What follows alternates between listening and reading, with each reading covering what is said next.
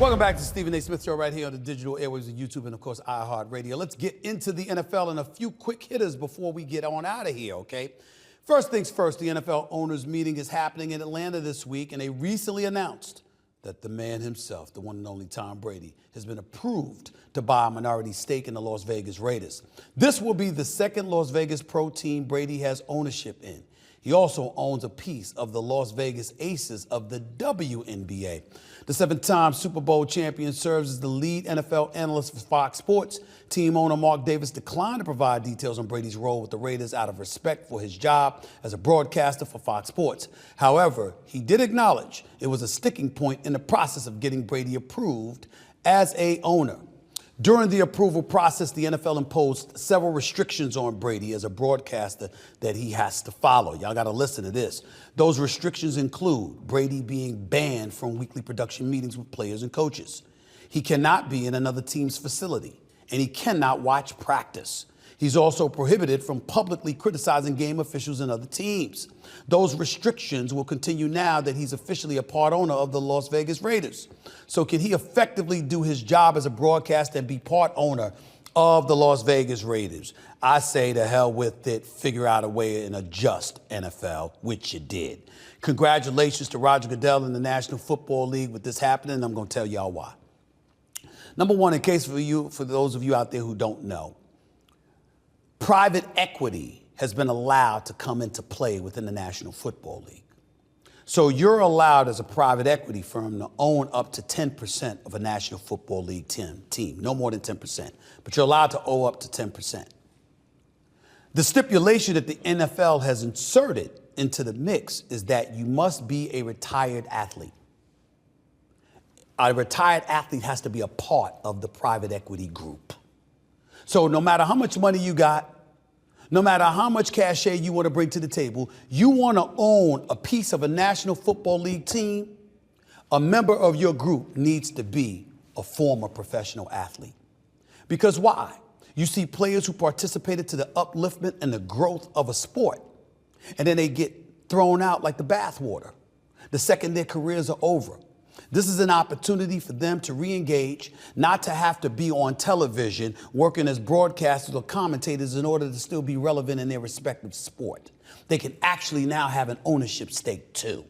So I want to applaud the NFL on that little nugget of information. As it pertains to Tom Brady, ladies and gentlemen, there's exceptions to every rule. One of the things that I hate about some folks in this country is when we act like everybody's equal. You're not.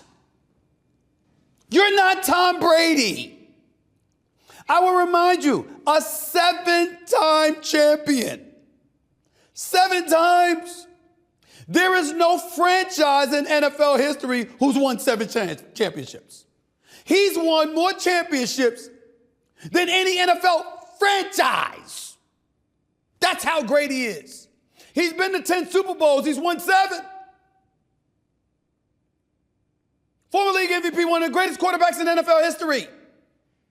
The epitome of a champion who handles himself in a first-class fashion, who's forgotten more football than we know. Do we really need to see Tom Brady going to talk to the team?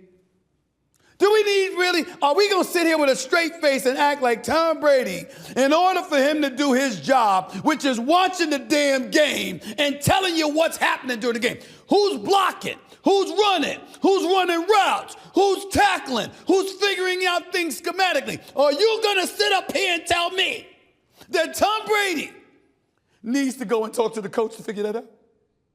Hell, he'd probably teach the coaches.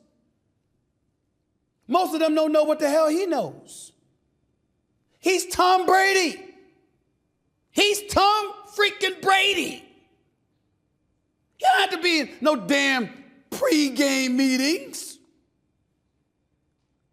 Now, here's where it gets tricky. The NFL's interpretation of criticism.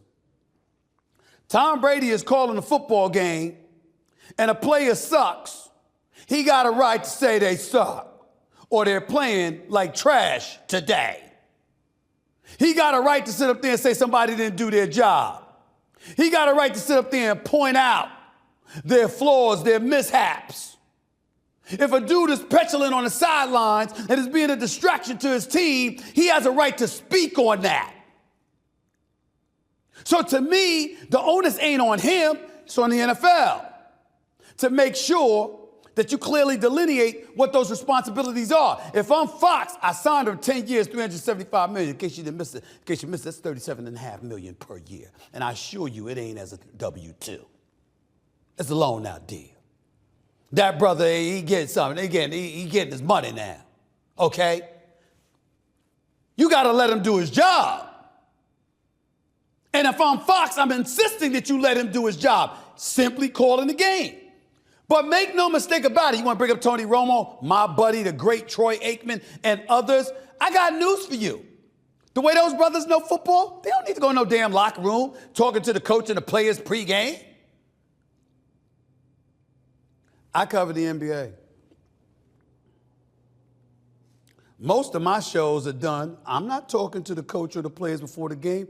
Damn it, you're on TV. I'll see you. You play like trash, I'll know. It ain't hard to see.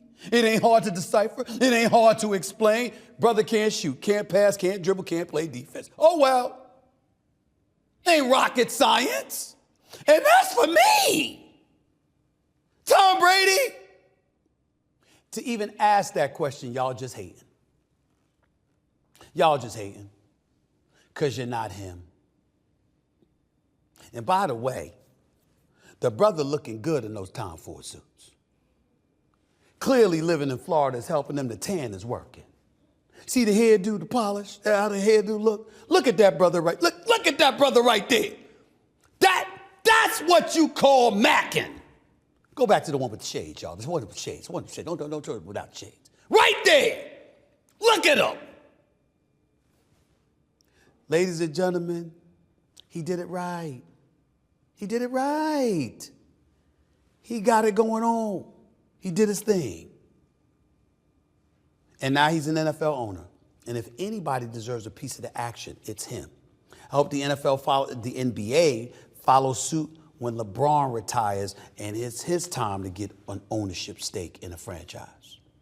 He will deserve it too.